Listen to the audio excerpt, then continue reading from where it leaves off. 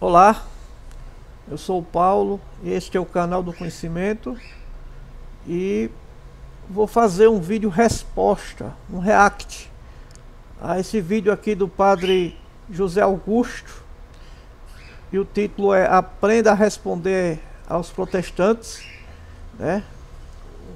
O que se trata desse vídeo é esse padre está ensinando aos católicos a responderem os questionamentos dos protestantes ou dos evangélicos, como são mais conhecidos, né? E aí eu quero analisar com vocês aqui quais são esses questionamentos e quais foram as respostas do padre, né? Foi que o padre respondeu aos questionamentos dos evangélicos e ensinando ao mesmo tempo aos católicos responderem, né? Vamos analisar aqui. Olha o título: Respostas rápidas para as perguntas dos protestantes, né? Então vamos ver se realmente o padre vai ensinar a responder as questões que está sendo, né? Vamos ver mesmo se o vídeo condiz com o título, né? Vamos ver, hein? Vamos ver.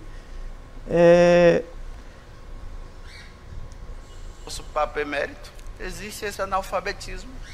Somos, mas não sabemos nada. Um exemplo que eu vou dar. Vamos ver o exemplo. Alguém chega para você e diz assim: ah, você é católico? Sim, eu sou católico. Mas os católicos são idólatras. Vocês não vivem adorando imagens? Por que você adora as imagens? Aí você pode fazer a pergunta da mesma forma como Jesus fez. Olha, no livro de Números... Peraí, eu vou dar pausa aqui. Na hora de o padre responder, ele disse: vamos ver, vocês respondam como Jesus fez. Então, o que é que ele vai falar? Ele vai colocar como uma doutrina, como uma regra geral. Olha, se ele está pregando, né? Esse vídeo foi gravado e a mensagem de Deus é para todos, né? Se ele está pregando, a principal objetivo da mensagem de Deus, do Evangelho de Deus, é a salvação para todos os homens. Então aí é uma oportunidade boa para ele tirar as dúvidas geral, né? Ensinar os católicos mesmo, questionar, que no caso aí começa na idolatria, né? Sobre idolatria, sobre os católicos adorar a imagem ou não, né? E ele não faz isso. Ele pega esse texto bíblico aqui, ó, onde Jesus não responde, faz uma pergunta, e Jesus diz: se você me responder, eu também respondo a vocês. E aí todo questionamento que vocês vão ver, o vídeo vai falar sobre isso. Todo questionamento, o padre não vai responder, apesar do título desse vídeo, né? Aqui, respostas rápidas para as perguntas dos protestantes, Padre José Augusto, né? Embora o título seja assim, resposta, ele não responde. Vocês vão ver que ele não vai responder. Ele pega esse texto bíblico aqui e faz uma doutrina como se fosse uma doutrina geral. Está errado. Isso aqui não é uma doutrina. A doutrina é isso aqui, ó.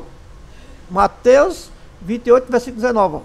Ide e, né, fazer discípulos a todas as nações, batizando em nome do Pai, do Filho e do Espírito Santo, né, ensinando a guardar todas as coisas que eu vos tenho ordenado, pregar o evangelho a toda criatura. Esse é a doutrina. Ó, vou mostrar outro texto bíblico aqui que eu separei, para você ter uma ideia. Como que tem passagem na Bíblia que serve como uma doutrina geral, e também tem texto na Bíblia que é um caso específico, isolado, que não se aplica para todas as pessoas, no geral. Não é uma doutrina, não é um ensinamento. Vou dar um exemplo aqui, ó, uma cura de um cego. João capítulo 9. E passando Jesus, viu um homem cego de nascença, e os seus discípulos lhe perguntaram, dizendo: Rabi, que quer dizer mestre, né, quem pecou, este ou seus pais, para que nascesse cego? Jesus respondeu: nem ele pecou, nem seus pais, mas foi assim para que se manifeste nele as obras de Deus. Convém que eu faça as obras daquele que me enviou. Enquanto é dia, a noite vem quando ninguém pode trabalhar. Né? Enquanto estou no mundo, sou a luz do mundo. Tendo dito isto, cuspiu na terra e com a saliva fez lodo e untou com o lodo os olhos do cego. E disse-lhe: vai, lava-te no tanque de Siloé, que significa o enviado. Foi, pois, e lavou e voltou vendo. Olha o detalhe.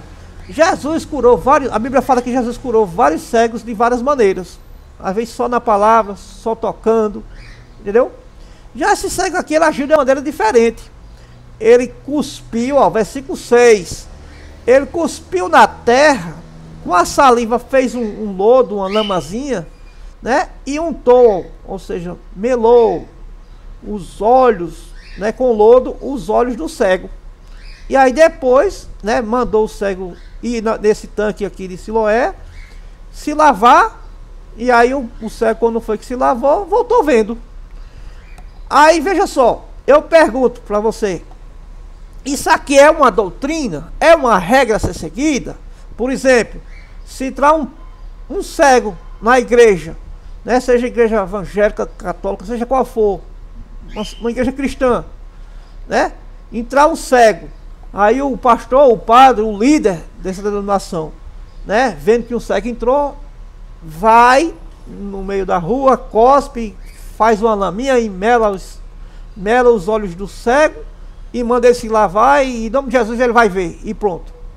É uma regra? Se é uma regra, por que não estão fazendo isso? Por que não estão fazendo isso? Você não vê o padre, primeiro cego que entrar, o padre fazer isso, um pastor fazer isso, o líder. Por que não estão fazendo isso? Porque isso não é uma regra, isso não é uma doutrina.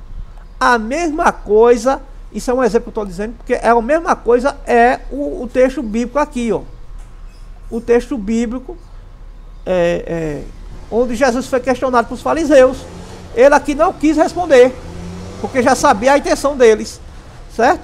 Mas teve casos que Jesus respondeu, perguntas dos fariseus, teve outros casos que Jesus respondeu, entendeu? Então cada caso é um caso. E a pessoa pregando na televisão, pela internet, certo? Onde abrange todas as pessoas, né? Onde vai abranger todas aqueles que não querem aprender, né? Que fazem pergunta com má intenção de pegar uma pessoa em contradição, né? Ou envergonhar e tal, mas também vai, né? Você pregando pela televisão, pela internet, você vai, essa palavra, essa mensagem vai alcançar também aquelas pessoas que têm realmente dúvida e querem aprender, entendeu? Que querem aprender. E o objetivo desse vídeo é esse, é ensinar realmente as pessoas. Então vamos voltar para o vídeo aqui, né? Vocês vejam que esse texto daqui do cego não é uma doutrina. Me lembrei de outro detalhe aqui também. Olha o que é uma doutrina. Uma doutrina aqui, ó. No versículo 15 aqui, ó. Você abre a sua Bíblia depois e vai olhar, ó. Abrir aqui em Bíblia Online, do site Chamada, que eu acho bem mais fácil para procurar nesse site que eu gostei. 1 Pedro capítulo 3. Olha aí na sua Bíblia. Tem 1 Pedro capítulo 3? Tem, capítulo 3. Pronto. Vá no versículo 15. Vamos ver aqui o versículo 15. Vamos ver uma doutrina. Isso aqui é uma doutrina. Vamos ver o que Pedro falou aqui e escreveu na Bíblia, na direção do Espírito Santo de Deus. Sabe? Olha o versículo 15 aqui, ó. Antes, santificai ao Senhor Deus em vossos corações e estais, né, sempre preparados para responder com mansidão e temor a qualquer que vos pedir a razão da esperança que há em vós. Olha só a mensagem desse versículo, hein? Está preparados para responder com mansidão e temor a qualquer que vos pedir a razão da esperança que há em vós. Tá vendo? Então, essa é a doutrina para todos. Então você tem que estar preparado para responder e não querer responder e fazer pergunta para espantar aquela pessoa, né? Ou você pergunta o padre, pergunta o pastor, né? Ou pergunta o líder religioso lá, né? Fica uma marionete, sabe? Um pau mandado, um fantoche. Não é assim que Deus quer. Deus quer que todos tenham sabedoria para responder. Isso aqui é um ensinamento. Ó, eu quero chamar a atenção também que não foi só esse padre que usou essa tática, não, de quando alguém fizer uma pergunta difícil para você, você faça outra. Olha o que eu encontrei no vídeo aqui, ó. Olha. Chico Xavier, no programa Pinga Fogo, sabe? Eu digitei aqui no YouTube, Chico Xavier, Pinga Fogo, no programa Pinga Fogo. Aqui tem uma entrevista completa, que eu não vou botar com mais de 2 horas de duração, mas tem um trecho nessa entrevista que um professor espírita, ele postou, e eu vou mostrar para vocês aqui, ele separou aqui. Olha só o título da mensagem. Adão e Eva nunca existiram. Adão e Eva nunca existiram. A reencarnação comprova. E aí, Adão e Eva nunca existiram. A reencarnação comprova, né? E esse aí é um vídeo do canal Espírita, desse professor aqui, ó. Professor Luiz Fernando Amaral. Sabe? E aí eu fui assistir o vídeo. Se você quiser assistir o vídeo tem 16 minutos. Vocês procurem. Só para comprovar o que eu estou falando aqui, se é verdade ou não. Sabe? Nesse programa, o Chico Xavier dá uma entrevista, né, dando entrevista nesse programa, e é questionado por um pastor acerca dessa doutrina da reencarnação, que não é bíblica, certo? E aí, nesse caso, é um ponto em comum entre católicos e evangélicos. Tanto católicos quanto evangélicos, eles não acreditam na doutrina da reencarnação, que é antibíblica, não é bíblica, não tem sustento. Sabe? E por que não tem sustento? Não é o assunto aqui do vídeo, mas é importante eu falar isso porque tem um pouco a ver com o que o padre está fazendo. Porque o que o padre está fazendo no vídeo, o Chico Xavier fez aqui. Ele não respondeu com uma pergunta. Sabe? Ele respondeu com uma pergunta. O pastor fez uma pergunta sobre a reencarnação, qual é a base bíblica. Por quê? O que é reencarnação? A reencarnação é que você teve uma vida passada. Se você está doente e sofrendo alguma coisa, é porque você foi uma pessoa ruim na outra vida, né, não sei quantos anos atrás, e aí você, quando morreu, você reencarnou e está sofrendo, pagando o que você fez pelos pecados, até você se tornar uma boa pessoa e não precisar mais reencarnar, que segundo eles, não a Bíblia, você vai se tornar igual a Jesus, um espírito de luz, iluminado, que não precisa mais reencarnar. Jesus não precisou mais reencarnar e tal. E aí todas as pessoas, segundo eles, é porque tiveram outras vidas anteriores. E aí, sabe? E aí a pergunta do pastor foi relacionada a Adão e Eva, né? Porque a Bíblia fala que Adão e Eva foram os primeiros habitantes do mundo. Sabe? Muitos cristãos sabem disso. A maioria dos cristãos sabe disso. E aí, a resposta que o Chico Xavier falou, né, ao pastor, para responder, qual foi a pergunta que o pastor fez? O pastor perguntou, né, com base na doutrina da reencarnação, né, Adão e Eva e seus filhos, né, Caim e Abel, que são os mais conhecidos, que além de Caim e Abel, lembrando que Adão e Eva teve outros filhos e filhas também, está na Bíblia. E aí o pastor perguntou, Adão e Eva e seus filhos foram reencarnação de quem? Se eles foram os primeiros habitantes e deles são descendentes de toda a humanidade é descendente deles, né? Toda a humanidade, todos nós temos um pai e uma mãe comum, que é Adão e Eva, os primeiros habitantes, né? Os primeiros habitantes da terra, Adão e Eva e seus filhos, foram reencarnação de quem? Não tem base, não tem lógica, não sustenta, sabe? E aí a resposta, sabe qual foi a resposta do Chico Xavier nesse vídeo? A resposta foi, ele vai ler o texto lá onde fala Adão e Eva, né, que tiveram Caim e Abel, e aí a Bíblia fala que Caim mata Abel, E Caim vai para um outro lugar, conhece a sua esposa, certo? E conhece a sua esposa e começa a habitar nesse lugar. E aí o Chico Xavier, ele vai fazer uma outra pergunta, né? De assim, oxe, se Adão e Eva teve só Caim e Abel, né? E no outro texto fala que teve outro filho chamado Sete. Como é que Caim mata Abel e vai para outro lugar distante, conhece a sua esposa? Quem é essa sua esposa?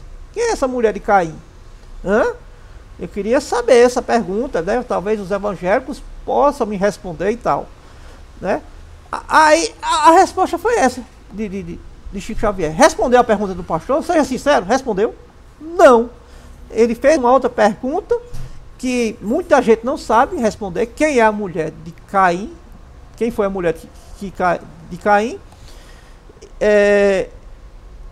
E essa pergunta eu sei, eu estudei, isso aí já é um outro assunto. Posso até fazer um vídeo sobre isso. Quem tiver algum interesse, poste aí nos comentários, né? Que eu não vou retratar para não prolongar mais ainda. Mas o Chico Xavier fez essa pergunta e a intenção dele foi assim. Foi que o Antigo Testamento tem muita coisa simbólica. Né, que não é daquele jeito mesmo. E aí ele quis dizer que como se fosse Adão e Eva fosse uma coisa simbólica. Que realmente que não existiu. Até porque, né, como explicar quem foi a mulher de Caim? Ele não teve explicação para isso, e muita gente não tem, e aí ele quis levar nisso. Adão e Eva foi uma história, uma ilustração, sabe? Simbólica que não é real, não foi real a Adão e Eva. Essa foi a resposta que ele deu para o pastor, não respondeu, e ainda foi aplaudido.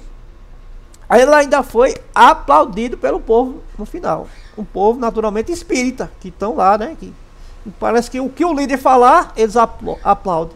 E a gente não deve ser assim. Deus quer que a gente tenha conhecimento da sua palavra e não diga amém para tudo que um padre diz, não diga amém para tudo que um pastor diz, não diga amém para tudo que um espírita diz, sem questionar, sem estudar, sem saber a palavra. Sabe por quê? Porque todos os homens são falhos. Eu também sou falho, esses homens são falhos. Se ele estiver ensinando errado, a gente vai dizer amém para tudo que ele diz sem analisar e estudar. A Bíblia manda estudar. Então pronto, essa foi a resposta que Chico Xavier deu, parecida com o padre aqui, parecida, certo? Vou até voltar um pouquinho aqui e vamos continuar. Por que você adora as imagens? Vamos falar. Aí você pode fazer a pergunta da mesma forma como Jesus fez.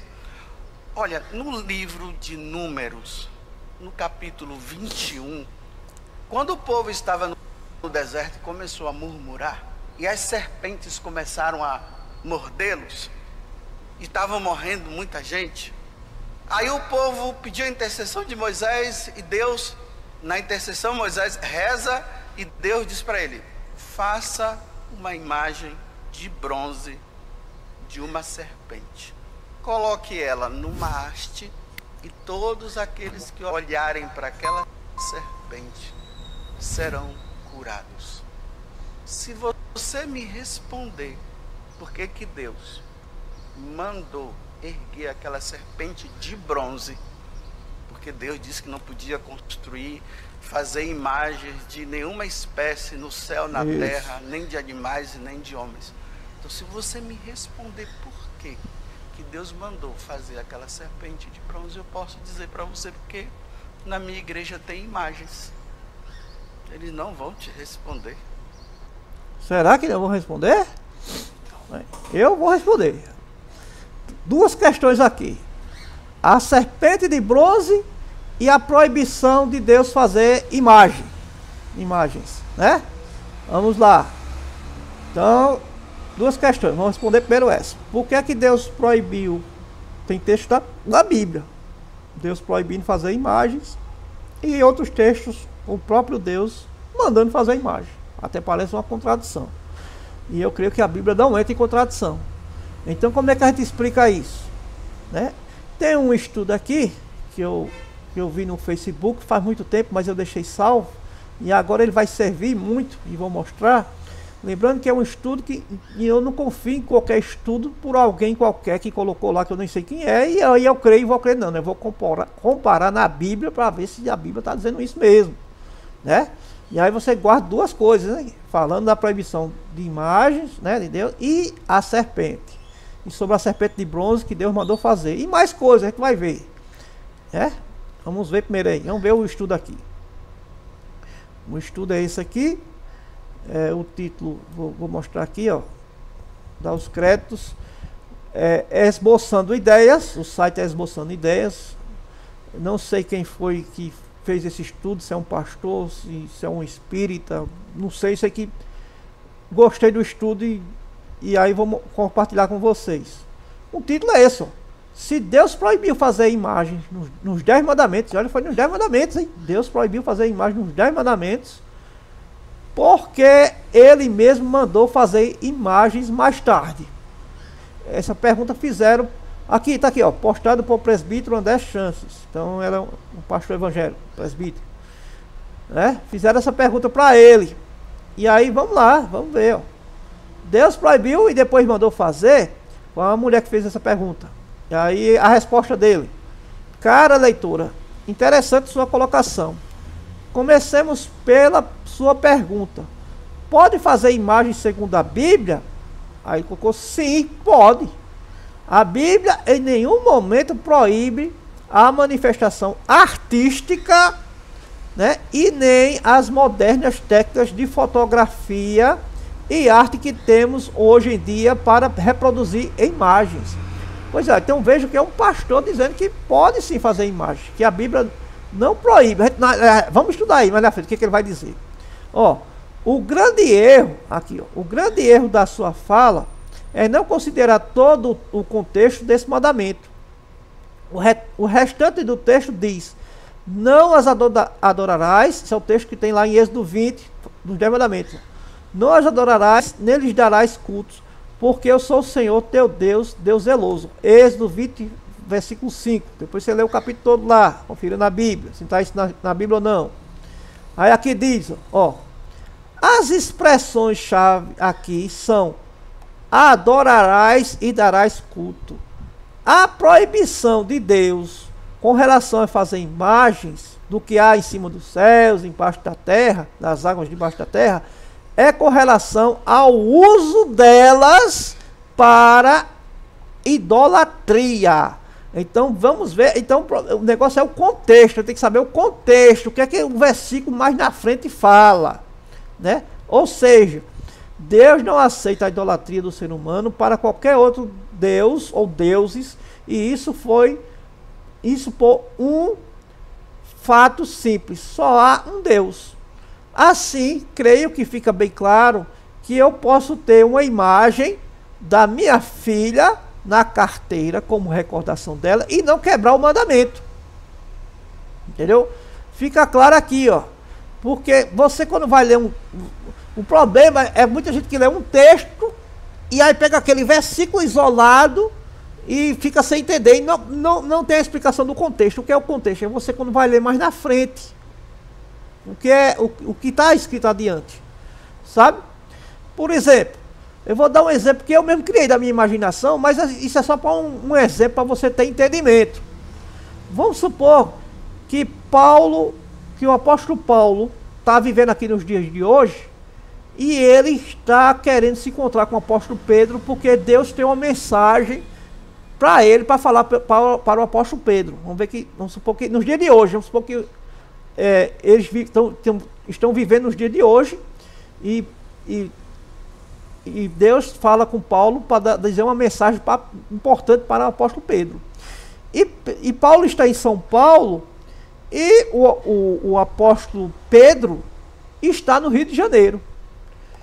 E aí, Paulo, depois de receber a mensagem de Deus para falar com Pedro, ele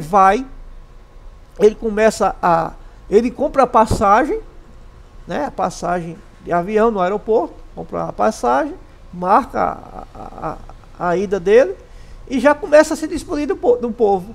Ó, tal dia eu vou viajar, que eu quero ter um encontro de Pedro, tenho algo de Deus para falar com ele, e começa a se despedir, né? E vamos supor que isso tudo está escrito na Bíblia, um exemplo.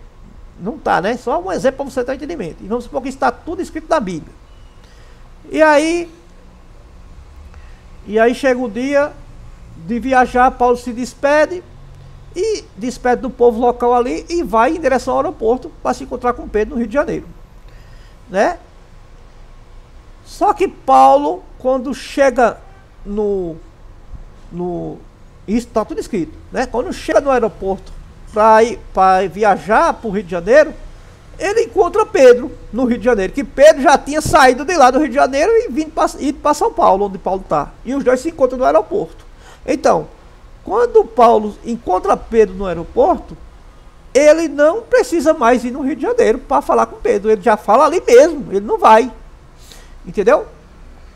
E aí o que acontece?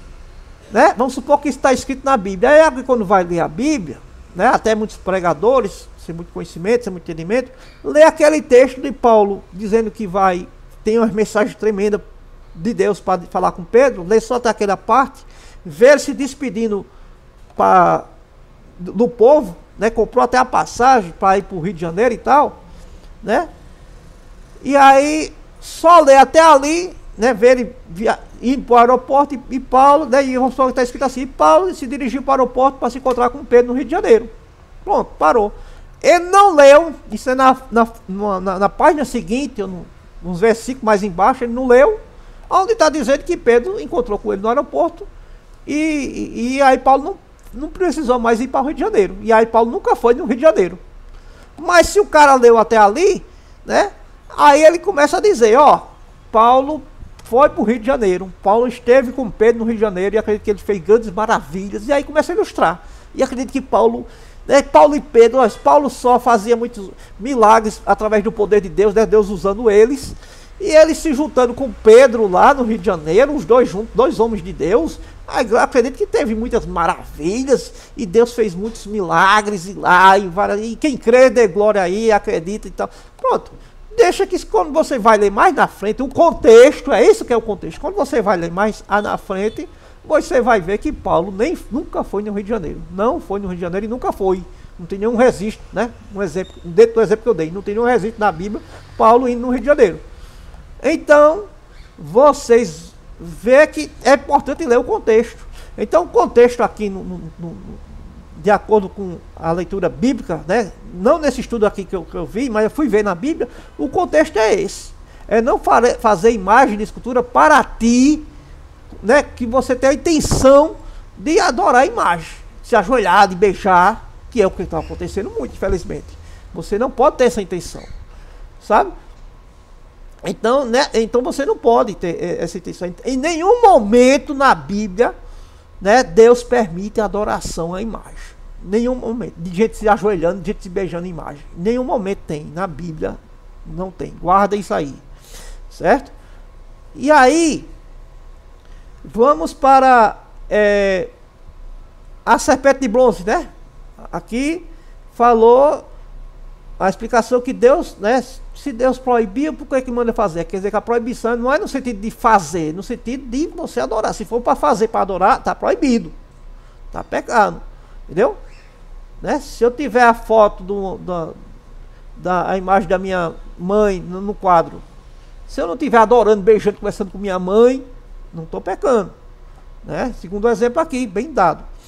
Né? Agora vamos dar outro questionamento do padre sobre a serpente de bronze que Moisés fez. Né? Vamos lá, continuar. Vamos ver o título aqui. Ó, eu fui da Bíblia. Olha só, eu fui na Bíblia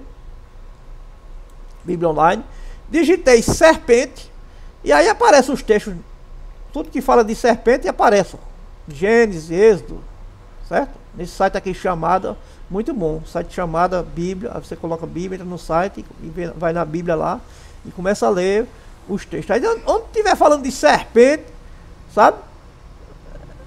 E aí, ó, vamos ver, ó, de acordo com o que o padre falou aqui, ó, Números capítulo 21 e 8, ó. E disse o Senhor a Moisés: faze-te uma serpente ardente e ponha-na sobre uma haste, uma madeira, uma serpente pendurada. E será que viverá todo o que, tendo sido picado, olhar para ela. Sabe? O próprio Deus, eu quero dizer o que se trata aqui antes de continuar. O próprio Deus, ele castigou o povo estar murmurando, enviando serpentes, sabe? Cobras, que mordiam o povo, e muita gente estava morrendo por veneno das serpentes. E aí muita gente estava morrendo. E aí o povo desesperado começou a clamar e pediu para Moisés falar com Deus, para Deus parar com aquilo, né, e curar as pessoas que foram mordidas pelas serpentes, que muita gente já estava morrendo. E aí Deus falou isso, ó, está na Bíblia aí, né? Faça uma serpente, né, ardente, uma serpente de bronze, né, e põe sobre a haste pendurada, né? Vamos estar aqui no versículo de Números, né, do livro de Números, capítulo 21, versículo 8. Ó, e no capítulo 21, versículo 9, fala, ó, e Moisés fez uma serpente de metal e pô-la sobre uma haste, colocou sobre uma haste, uma madeira pendurada. E sucedia que, picando alguma serpente, alguém, quando esse olhava para a serpente de metal, vivia, né? E foi feito. Só que, olha o detalhe aqui importante. O padre esqueceu, ou não leu. Eu acho difícil o padre não ler, né? Não ter lido para ser padre, deve ter estudado muito, né? Deve ter lido a Bíblia todinha mais de uma vez. Então, será que o padre não sabe esse detalhe aqui, ó? Em 2 Reis, capítulo 18, versículo 4, ó, ele quem é o rei? É um rei Ezequias, tirou os altos, quebrou as estaltas, ó, quebrou a imagem que o povo começou a adorar, ó. Deitou abaixo os bosques e fez em pedaços, olha, a serpente de metal que Moisés fizera, porquanto até aquele dia os filhos de Israel lhe queimavam incenso e lhe chamavam Neustã. Olha, lhe queimava incenso, adoração, começaram a adorar, e aí o rei quebrou, um rei chamado Ezequias, sabe? Entendeu? Quebrou várias imagens aí, e deitou e tal, e abaixo os bosques, e fez em pedaços a serpente de metal que Moisés fizera. Quando eu li isso, ó, eu sou sincero, a gente tem que ler a Bíblia com sinceridade, e pedindo sabedoria a Deus.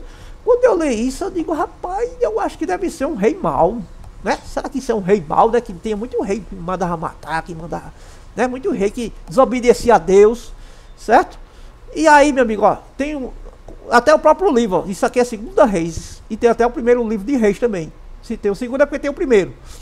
E esses livros, pelos títulos do livro, está falando o quê? Sobre reis, os reis de Israel. E realmente tinha reis maus, que eu já li a Bíblia, eu vi reis maus e reis que servem de Deus, homens de Deus. E olha só o que foi que eu descobri, que justamente os reis maus, geralmente eram os reis que incentivavam o povo a idolatrar, que construía templos, que se casavam com mulheres de outras religiões, inclusive foi um pecado do rei Salomão.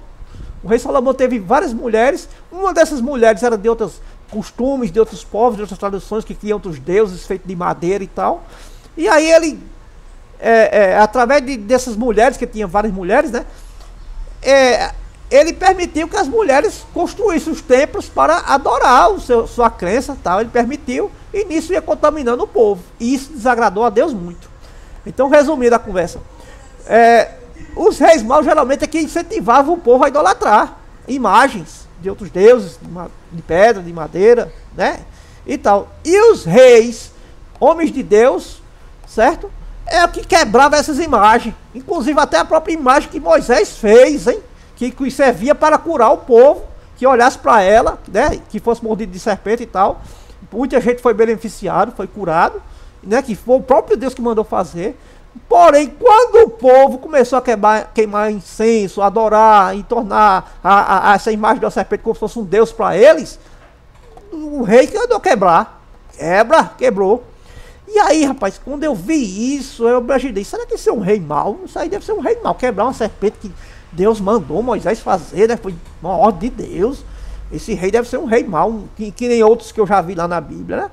Mas aí, quero tirar até a prova com vocês. Vamos entrar aqui, clicar aqui e vamos ver quem é esse rei, né? Ezequiel, vamos falar um pouco. Não vou ler muito, não pode estender não, mas tudo isso para mim é importante falar. Embora que o vídeo fique longo, mas para mim é importante falar, né? Eu cliquei aqui, ó, vamos ver aqui, ó. 2 Reis, capítulo 18. Vamos lá. Vamos ver a leitura aqui, ó.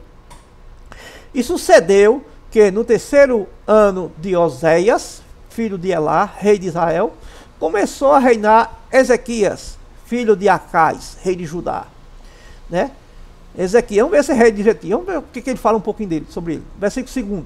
Tinha 25 anos de idade quando começou a reinar. jovem, né? Bem jovem. E 29 anos reinou em Jerusalém. E era o nome de sua mãe Abi, filha de Zacarias. E fez o que era, olha só, olha, e fez, versículo 3, ó. E fez o que era reto aos olhos do Senhor, conforme tudo que fizera Davi, seu pai, né? Ou seja, descendente do rei Davi, ele era. Ele tirou os altos, quebrou as estaltas, deitou abaixo os bosques e fez em pedaços a serpente de metal que Moisés fizera. Porquanto até aquele dia os filhos de Israel lhe queimavam incenso e lhe chamaram Neustã. Chamaram deram até o nome à serpente, Neustã. Entendeu? No Senhor Deus de Israel confiou, de maneira que depois dele não houve que ele fosse semelhante entre todos os reis de Judá, nem entre os que foram antes dele. Ponto, até aqui, né? Porquanto se chegou ao Senhor, não se apartou dele e guardou os mandamentos que o Senhor tinha dado a Moisés. E aí, rapaz, diante dessa leitura, dá para dizer que esse rei era um rei mau? Não, era um homem de Deus, guardou os mandamentos fiel e quebrou a imagem. Quando o povo começou a adorar, tinha zelo nas coisas de Deus, quebrou a imagem, mandou quebrar a serpente que Deus estava. Aí veio a questão: por que é que o padre não fala isso? Por que é que o padre não falou isso? Ele não leu essa passagem? Acho difícil o padre não ter lido, né? Ele, para mim, na minha opinião, ele agiu com má fé. Ele ocultou isso aqui. Agiu com má fé, ocultou isso aqui. Parece que isso aqui não é importante, não é interessante que os católicos saibam, não é? Hein? Por isso que eu estou fazendo esse vídeo, ó. Ele ocultou isso aqui, não fala. Os católicos não falam, eles usam mais passagem de texto que lhe interessa a eles. Mas isso aqui ele ocultou. Entendeu? Não tem apoio para fazer imagem para idolatria, meu amigo. Vamos continuar aqui a leitura. Vamos lá. Ó, voltando aqui na minha pesquisa sobre serpente, né? Todos os trechos na Bíblia que falam sobre serpente, né? Aí tem essa passagem de Números. Isso é importante falar. Eu sou muito detalhista. Nem que o vídeo passe 2 horas, mas eu não quero deixar de falar essas coisas não, que isso é importante. Aqui, ó, é a parte aqui, Números 21, né? Que Moisés fez a serpente de metal e tal, né? Que a gente já leu aqui. Aqui, no segundo livro de Reis, fala que o rei Ezequias quebrou a serpente, porque o povo começou a se ajoelhar, se prostrar, adorar, queimar incenso. Não só a serpente, mas outras imagens, outras estaltas, né? Foi tudo quebrada. O rei mandou quebrar e esse rei fez o que Deus estava querendo. Foi do agrado de Deus, isso. Não estou querendo também dizer com isso que você na sua casa, se tiver algum parente, né, quebre as imagens do seu parente, não. Respeite, se ele quer, se ele tem, respeite. Deixa que cada um vai prestar contas a Deus, certo? Estou dizendo que o rei fez, a Bíblia fala o que o rei fez. Não é para a gente estar fazendo, quebrando as imagens dos outros e nem mandando os outros quebrar, não.